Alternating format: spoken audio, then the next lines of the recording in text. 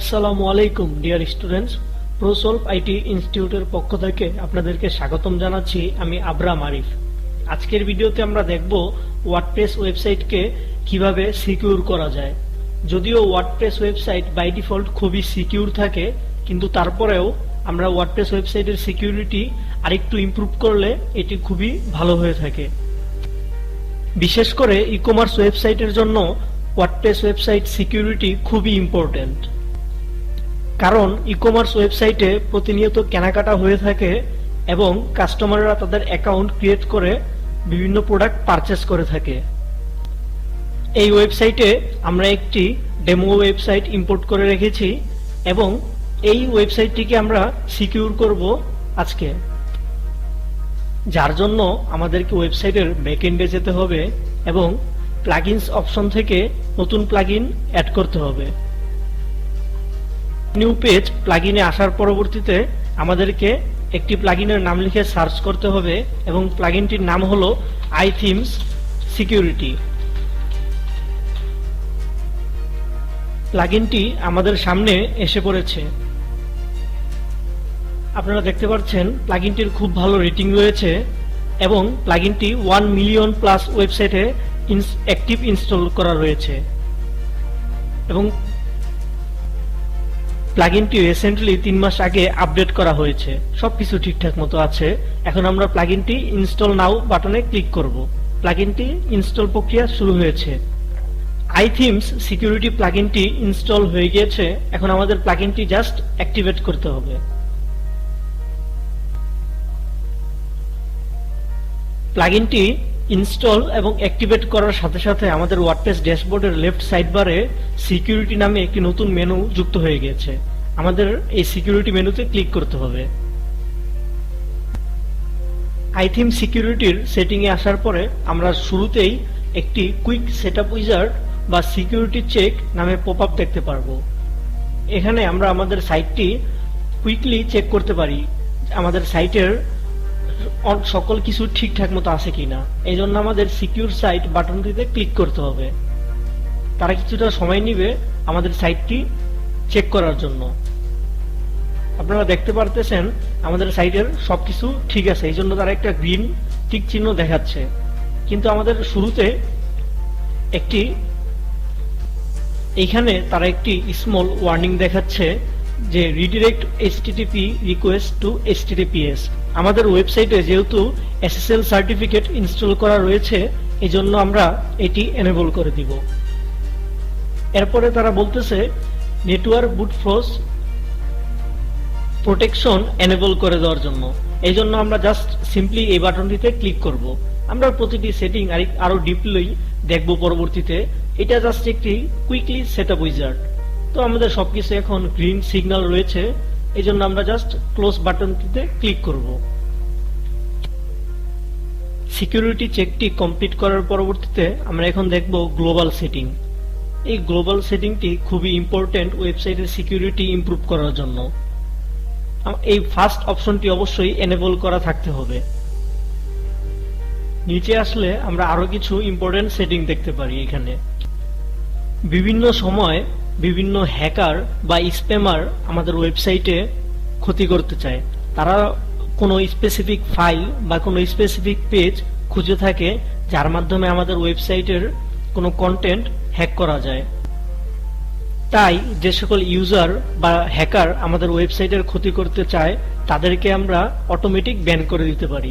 এখানে by default যেই অপশনগুলো দেওয়া আছে তাই থাক, এগুলো আমাদের চেঞ্জ করার প্রয়োজন নাই, বা আপনারা চাইলে চেঞ্জ করে নিতে পারবেন।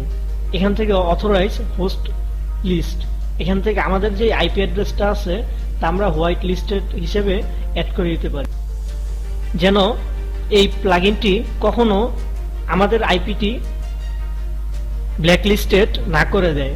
কারণ ইন্টারনেট ইউজারকারী অনেক সময় অনেকে একই রকম আইপি ইউজ করে থাকে।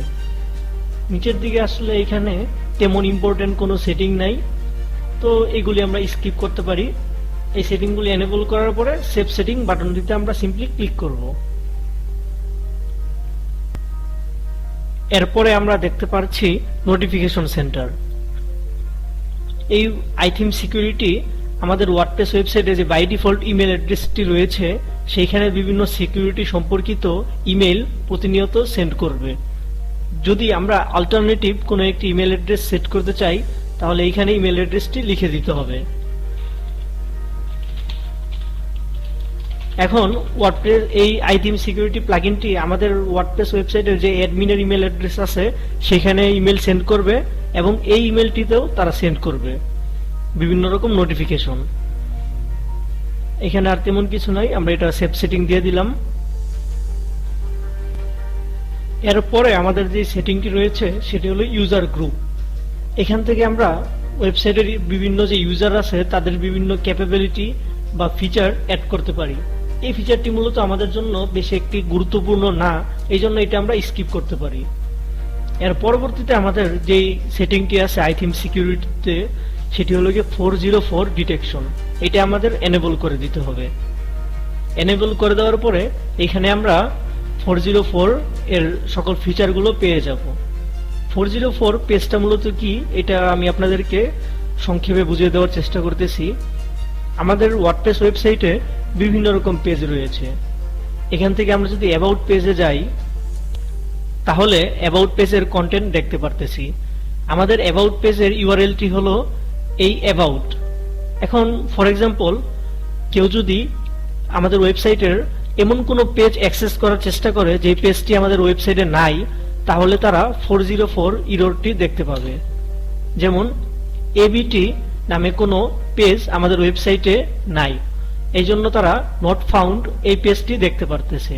এখন কেউ যদি খুব বেশি করে এই 404 পেজটা পেয়ে থাকে তার মানে সে আমাদের ওয়েবসাইটের কোনো ক্ষতি করতে চাচ্ছে, কারণ তারা এমন কোনো কন্টেন্ট খুঁজতে চাচ্ছে বা এমন কোনো পেজ খুঁজতে যাচ্ছে যে পেজ বা কন্টেন্ট আমাদের ওয়েবসাইটে এক্সিস্ট নেই। এই জন্য যে সকল ইউজার এরকম ভাবে ওয়েবসাইটের নট এক্সিস্টিং পেজগুলি খুঁজে থাকে তাদেরকে আমাদের ব্লক করে দিতে হবে, কারণ তারা ওয়েবসাইটের ক্ষতি করতে চায়। এখান থেকে আমরা এই সেটিংটি এনেবল করে দিব। কেউ যদি টানা 5 বার 1 মিনিটে এই 404 পেজটি পেয়ে থাকে তাহলে সে 20 মিনিটের জন্য ব্লক হয়ে যাবে অটোমেটিক। 20 মিনিট পরে সে আবার ওয়েবসাইটে অ্যাক্সেস করতে পারবে। এই সেটিংটি আমরা এখান থেকে চেঞ্জ করতে পারি। নিচে আর তেমন গুরুত্বপূর্ণ কোনো সেটিং নেই, এই জন্য আমরা সেভ সেটিং বাটনটিতে ক্লিক করব। এরপরে আছে অ্যাওয়ে মোড। এটা যদি আমরা এনেবল করি তাহলে আমাদের ওয়ার্ডপ্রেস ওয়েবসাইটে কোনো ইউজার অ্যাক্সেস করতে পারবে না ওয়ার্ডপ্রেস ওয়েবসাইটের ড্যাশবোর্ডে। যেমন ওয়েবসাইটের সাবস্ক্রাইবার রোল বা অন্যান্য যে রোলের ইউজাররা রয়েছে তারা আমাদের ওয়েবসাইটের ব্যাকএন্ডে আর অ্যাক্সেস করতে পারবে না। তো এইটা আমাদের এনেবল না করাটাই উত্তম, এই জন্য এটা আমরা এনেবল করলাম না। এরপরে আমরা যে সেটিংটা দেখতে পাচ্ছি সেটা হলো গিয়ে ব্যান্ড ইউজার। এখান থেকে আমরা বিভিন্ন আইপি অ্যাড্রেসকে ব্যান করে দিতে পারি। যেমন আমরা যদি কোনো স্পেসিফিক আইপি অ্যাড্রেসকে ব্যান করতে চাই তাহলে এখানে আমাদের জাস্ট আইপি অ্যাড্রেসের নামটি লিখতে হবে, তাহলে ওই আইপি অ্যাড্রেস থেকে আর কেউ আমাদের ওয়েবসাইটটি ভিজিট করতে পারবে না। এরপরে আছে ডাটাবেস ব্যাকআপ। এখান থেকে আমরা ডাটাবেসের একটি ব্যাকআপ তৈরি করতে পারি এবং তা আমাদের লোকাল কম্পিউটারে সেভ করে রাখতে পারি, বা অনলাইন যে স্টোরেজগুলো রয়েছে যেমন ড্রপবক্স বা গুগল ড্রাইভ সেইখানেও আমরা আমাদের ব্যাকআপটি সিকিউরলি সেভ করে রাখতে পারি। বেসিক্যালি প্রত্যেকটি ওয়েবসাইটের প্রয়োজন তাদের ওয়েবসাইটের জন্য একটি ব্যাকআপ সেভ করে রাখা, কারণ কোনো অনাকাঙ্ক্ষিত কারণে যদি ওয়েবসাইট ক্র্যাশ করে বা ওয়েবসাইটের কন্টেন্ট রিমুভ হয়ে যায় তাহলে যেন আমরা খুব ইজিলি ওয়েবসাইটটি ব্যাকআপ করতে পারি। ইনশাল্লাহ আমরা খুব শীঘ্রই ওয়েবসাইট ব্যাকআপের উপরেও কমপ্লিট একটি টিউটোরিয়াল দিব। এরপরে আমরা দেখতে পাচ্ছি ফাইল চেঞ্জ ডিটেকশন নামে একটি সেটিং। এটা আমাদের অবশ্যই এনেবল করে দিতে হবে, কারণ এটি খুবই ইম্পর্টেন্ট একটি সেটিং। এটি এনেবল করে দেওয়ার পরে এটার সেটিংটি আমাদের কনফিগার করতে হবে। আমাদের ওয়ার্ডপ্রেস ওয়েবসাইটে যে সকল ফাইল রয়েছে তা আমরা এখান থেকে দেখতে পারতেছি। কোনো সময় কোনো হ্যাকার যদি আমাদের ওয়েবসাইটের ফাইল চেঞ্জ করে কোনো হ্যাকিং কোড বা কোনো হ্যাকিং প্রোগ্রাম ইনসার্ট করে দেয় আমাদের ওয়ার্ডপ্রেস ফাইলে, তাহলে যেন অটোমেটিক এই প্লাগইনটি আমাদের একটি ওয়ার্নিং পাঠায় যে আমাদের ওয়েবসাইটের ফাইলে হ্যাকার কোনো হ্যাকিং কোড বা প্রোগ্রাম ইনজেক্ট করে দিয়েছে, তাহলে আমরা অটোমেটিক এই নোটিফিকেশনটা পেয়ে যাব। এটা আমাদের অবশ্যই এনেবল করে দিতে হবে। নিচে আমরা দেখতে পাচ্ছি ইগনোর ফাইল টাইপ, অর্থাৎ কেউ যদি এই ফাইল টাইপগুলো যে রয়েছে এই ফাইল টাইপগুলো যদি হ্যাকিং করার চেষ্টা করে বা এই ফাইল টাইপগুলি যদি তারা কোনো অস্বাভাবিক কাজ করে এই ফাইলগুলো নিয়ে, তাহলে আমাদের কোনো নোটিফিকেশন পাঠানোর প্রয়োজন নেই। কারণ এই .mp4 বা .ogg বা এখানে .png যে ফাইলগুলো রয়েছে এগুলো অ্যাকচুয়ালি আমাদের ওয়েবসাইটের সিকিউরিটির সাথে কোনো সম্পর্কিত নয়, এই জন্য এগুলো আমরা ইগনোর করতে পারি। নিচে এসে আমাদের সেভ সেটিং জাস্ট এটা ক্লিক করে দিতে হবে। এরপরে রয়েছে ফাইল পারমিশনস। ওয়ার্ডপ্রেস ওয়েবসাইটে অনেক সময় আমাদের বেশ কিছু প্লাগইন ইনস্টল করা লাগে বিভিন্ন পারপসে। ওই প্লাগইনগুলো আমাদের ওয়েবসাইটের বিভিন্ন রকম ফাইলের পারমিশন নিয়ে থাকে, যেন প্লাগইনটা আমাদের ওয়েবসাইটের সাথে ভালোমতো কনফিগার হতে পারে। এই জন্য এখানে অনেক সময় কিছু ইয়েলো ওয়ার্নিং থাকতে পারে, যেটা কোনো ব্যাপার না। বাকি সব বিষয়গুলো এখানে ওকে দেওয়া আছে, অর্থাৎ এটা এখানে তেমন ডেঞ্জারাস কিছু নাই। তবে এখানে যদি আমাদের কোনো রেড সিগন্যাল দেওয়া থাকতো, তাহলে অবশ্যই আমাদের এই রেড সিগন্যালটি ফিক্স করা লাগবে আমাদের ওয়েবসাইটটি যেন আরো ভালোভাবে চলে। এই জন্য তো এটা আমরা আপাতত স্কিপ করতে পারি, কারণ আমাদের এখানে সবকিছু ঠিক আছে। এরপরে লোকাল ব্রুট ফোর্স প্রোটেকশন নামে সেটিংটি রয়েছে, এটা খুবই ইম্পর্টেন্ট, এটা আমাদের কনফিগার করতে হবে। অনেক সময় দেখা যায় হ্যাকাররা ওয়েবসাইটের যে লগইন পেজ রয়েছে wp admin বা wp-login.php ফাইল রয়েছে ওয়েবসাইটের, সেইখানে যে লগইন করার চেষ্টা করে। তারা বিভিন্ন রকম ম্যালিশিয়াস কোড বা ব্রুট ফোর্স অ্যাটাক করে থাকে ওয়েবসাইটের অ্যাক্সেস নেওয়ার জন্য।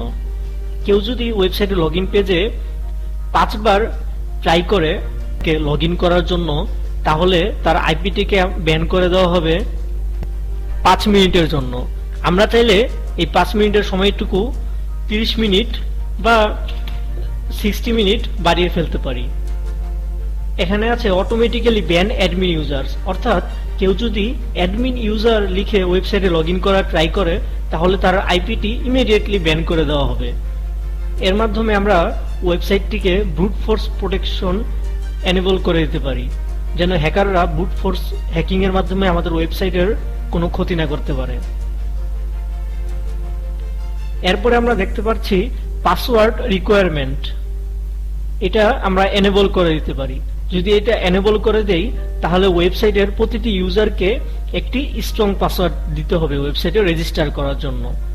ইউজারদের পাসওয়ার্ডে অবশ্যই ক্যাপিটাল লেটার, স্মল লেটার, বিভিন্ন রকম স্পেশাল ক্যারেক্টার যেমন হ্যাশ, %, এই সাইনগুলো ইউজ করতে হবে রেজিস্টার করার জন্য। আদারওয়াইজ ইউজাররা রেজিস্টার করতে পারবে না যদি আমরা এই সেটিংটি এনেবল করে দিই। এখান থেকে ইউজার গ্রুপও আমরা সিলেক্ট করে দিতে পারি। যেমন আমরা এখান থেকে যদি অথর ইউজারটা ডিসিলেক্ট করে দেই, তাহলে অথর যদি আমাদের ওয়েবসাইটে রেজিস্টার করতে আসে, তাহলে তার কোনো সিকিউর পাসওয়ার্ড দেওয়ার প্রয়োজন পড়বে না। কিন্তু আমরা বাই ডিফল্ট সবগুলোই এনেবল করে দিলাম, যেন ওয়েবসাইটের প্রত্যেকটি ইউজার একটি স্ট্রং পাসওয়ার্ড দিয়ে রেজিস্টার করতে পারে এবং তাদের সেই পাসওয়ার্ডটা বা তাদের অ্যাকাউন্টটা যেন অন্য কেউ হ্যাক করার ট্রাই না করতে পারে। এই জন্য স্ট্রং পাসওয়ার্ড ফিচারটি খুবই ইম্পর্টেন্ট আইথিং সিকিউরিটিতে।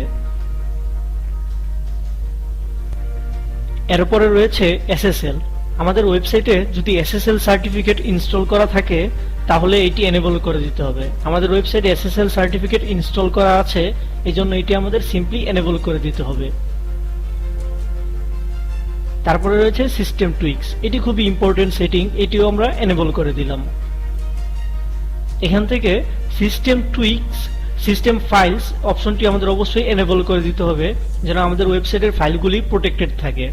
ডিরেক্টরি ব্রাউজিং, এটাও আমাদের এনেবল করে দিতে হবে, যেন কোনো ইউজার বা কোনো হ্যাকার আমাদের ওয়েবসাইটের যে ডিরেক্টরি বা বিভিন্ন ফাইল তা যেন ব্রাউজ করে বিভিন্ন ইম্পর্টেন্ট ইনফরমেশন না হাতিয়ে নিতে পারে। নিচের দিকে আসলে PHP ইন আপলোডস, এটাও আমাদের এনেবল করে দিতে হবে, কারণ হ্যাকাররা বিভিন্ন রকম PHP ফাইল আমাদের ওয়েবসাইটে আপলোড করে ওয়েবসাইটের বিভিন্ন ইম্পর্টেন্ট বা সেন্সিটিভ ইনফরমেশন লিক করে তাদের কাছে নিয়ে যাওয়ার চেষ্টা করে। এই জন্য আমাদের পিএইচপি আপলোডটা এনেবল করে দিতে হবে। তবে লক্ষ্য রাখতে হবে এখানে অন্যান্য যে সেটিংগুলো আছে তা আমাদের এনেবল করা যাবে না, তাহলে আমাদের ওয়েবসাইটের স্ট্রাকচার ভেঙে যেতে পারে বা ওয়েবসাইট কাজ নাও করতে পারে। তো এখান থেকে আমরা জাস্ট পিএইচপি আপলোড এটা এনেবল করব এবং সিস্টেম ফাইলস এবং ডিরেক্টরি ব্রাউজিং এই তিনটি সেটিং জাস্ট এনেবল করে সেভ সেটিং এ ক্লিক করব। এরপরে রয়েছে ওয়ার্ডপ্রেস সল্ট। যদি আমরা এটি এনেবল করি তাহলে আমরা অটোমেটিক লগ আউট হয়ে যাব ওয়েবসাইট থেকে এবং আমাদের আবার লগ ইন করতে হবে। তো এটা আমরা দেখলাম না, আপনারা দেখতে পারেন, নো প্রবলেম। এরপরে আমাদের রয়েছে ওয়ার্ডপ্রেস টুইক্স। এটা আমাদের কনফিগার করতে হবে। এখান থেকে আমাদের তেমন কিছু দেখার নাই, তবে অবশ্যই ফাইল এডিটর এটা আমাদের এনেবল হওয়া থাকতে হবে। এটা যদি এনেবল হয়ে থাকে তাহলে ওয়ার্ডপ্রেস ওয়েবসাইটের যে অ্যাপিয়ারেন্সে আসলে থিম এডিটর নামে একটি অপশন থাকে যার মাধ্যমে আমাদের ওয়েবসাইটের বিভিন্ন রকম কোড এডিট করা যায়, এটা অটোমেটিক ডিসেবল হয়ে যাবে। তো এটা আমাদের এনেবল করা থাকাটা ভালো, আমরা এটা সেভ সেটিং দিয়ে দিলাম। একটি ওয়ার্ডপ্রেস ওয়েবসাইটকে বেসিকভাবে সিকিউর করার জন্য এই সেটিংগুলি এনাফ। তবে এখন আমরা একটি ওয়ার্ডপ্রেস ওয়েবসাইটকে আরো স্ট্রং ভাবে সিকিউর করার জন্য একটি খুবই ইম্পর্টেন্ট সেটিং দেখতে চলেছি। এই জন্য এখান থেকে অ্যাডভান্স এই অপশনে আমাদের ক্লিক করতে হবে। এই অপশনে ক্লিক করার পরে হাইট ব্যাকএন্ড নামে একটা সেটিং আমরা দেখতে পাচ্ছি। এখানে কনফিগার সেটিং এই বাটনটিতে আমরা ক্লিক করব। ক্লিক করার পরে হাইট ব্যাকএন্ড এটি এনেবল করে দিতে হবে। এটি এনেবল করে দেওয়ার পরে আমাদের ওয়ার্ডপ্রেসের যে লগইন স্ল্যাগটা আছে তা চেঞ্জ করে দিতে হবে। আমরা এখন একটু বুঝি ওয়ার্ডপ্রেসের লগইন স্ল্যাগটা মূলত কি। মূলত আমরা যদি কখনো আমাদের ওয়ার্ডপ্রেস ওয়েবসাইটে লগইন করতে চাই তাহলে ওয়েবসাইটের নাম লিখে শেষে একটি ফরওয়ার্ড স্ল্যাশ দেন wp admin বা wp login.php এই লেখাতে লিখে আমরা ওয়ার্ডপ্রেস ওয়েবসাইটে সাধারণত লগইন করতে পারি। উদাহরণস্বরূপ আমরা একটি নতুন ইনকগনিটো মুড ওপেন করি দেখার জন্য।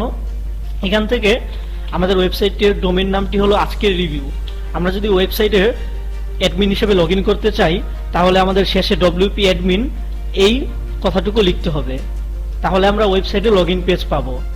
বা আমরা যদি wp login.php এই কথাটুকু লিখি তাহলেও আমরা ওয়েবসাইটে লগইন পেজ পেয়ে যাব। বা আমরা যদি জাস্ট লগইন লিখি তাও আমরা ওয়েবসাইটের লগইন পেজ পেয়ে যাব। বেসিক্যালি এগুলো হলো ওয়ার্ডপ্রেসের ডিফল্ট লগইন কোড। তো একজন হ্যাকার খুব সহজে জানে এটা যেহেতু একটি ওয়ার্ডপ্রেস ওয়েবসাইট সেহেতু তারা ওয়েবসাইটের ডোমেইন নামের শেষে wp admin বা wp login.php বা লগইন এই ওয়ার্ডগুলি তারা লিখলে ওয়েবসাইটে লগইন পেজ পেয়ে যাবে এবং তারা এখানে এসে ট্রাই করতে পারে খুব ইজিলি ওয়েবসাইটটা হ্যাক করার জন্য। আমরা যদি এই লগইন কোডগুলোকে হাইড করে দেই, অর্থাৎ যখন একজন হ্যাকার ওয়েবসাইটের ডোমেইন নেমের পরে wp admin বা লগইন কথাগুলো লিখবে, তারা যদি লগইন পেজটাই না পায় তাহলে আমাদের ওয়েবসাইটটি কিন্তু আরো সিকিউর হয়ে যাবে। তাহলে তারা ওয়েবসাইটে ব্রুট ফোর্স অ্যাটাক করতে পারবে না এবং আমাদের ওয়েবসাইটটি অনেকাংশে সিকিউর হয়ে যাবে। এজন্য আমাদের এখান থেকে এই সেটিংটি এনেবল করে দিতে হবে। এখানে যদি আমরা লিখি ফর এক্সাম্পল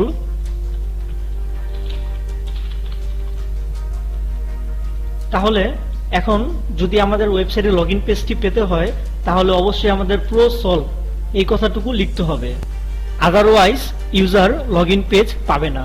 এখন আমরা যেহেতু এখানে প্রো সলভ লিখেছি সেহেতু জাস্ট আমরাই জানি কিভাবে আমাদের ওয়েবসাইটে লগইন পেজটি আনতে হবে।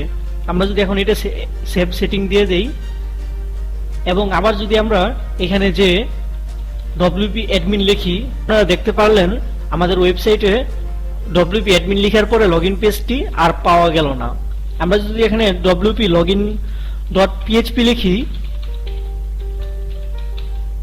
তাও আমাদের ওয়েবসাইটের লগইন পেজটি আর পাওয়া যাবে না, অর্থাৎ আমাদের ওয়েবসাইটটি অনেকাংশে সিকিউর হয়ে গেল এই লগইন পেজটি হাইড করার কারণে। এখন একমাত্র একজন অ্যাডমিন হিসেবে আমরাই জানি এই ওয়েবসাইটের লগইন পেজটি কি লিখলে আসবে। আমরা লিখেছিলাম প্রোসলভ।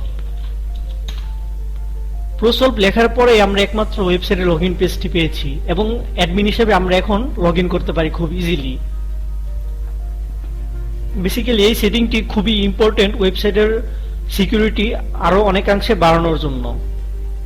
ভিডিওটি একটু বড় হয়ে গেলেও আশা করি আপনারা ভিডিওটি দেখে নতুন করে অনেক কিছু শিখেছেন এবং আপনারা নিজেরাই নিজেদের ওয়ার্ডপ্রেস ওয়েবসাইট বা নিজেদের ক্লায়েন্টের ওয়েবসাইট খুব ইজিলি সিকিউর করে ফেলতে পারবেন, যেন ওয়েবসাইটে হ্যাকার বা স্প্যামার ট্রাই করতে না পারে হ্যাক করার জন্য বা ওয়েবসাইটের ক্ষতি না করার জন্য।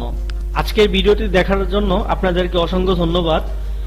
আপনাদের যদি কোনো কোশ্চেন থাকে বা কোনো কনফিউশন থাকে অবশ্যই কমেন্ট বক্সে জানাবেন এবং প্রোসলভ আইটি ইনস্টিটিউটের অফিসিয়াল ইউটিউব চ্যানেলটি সাবস্ক্রাইব করে আমাদের সাথেই কানেক্টেড থাকবেন। তো আজকের ভিডিওটি এই পর্যন্ত, ইনশাল্লাহ আমাদের দেখা হবে আবার নেক্সট একটি ভিডিওতে।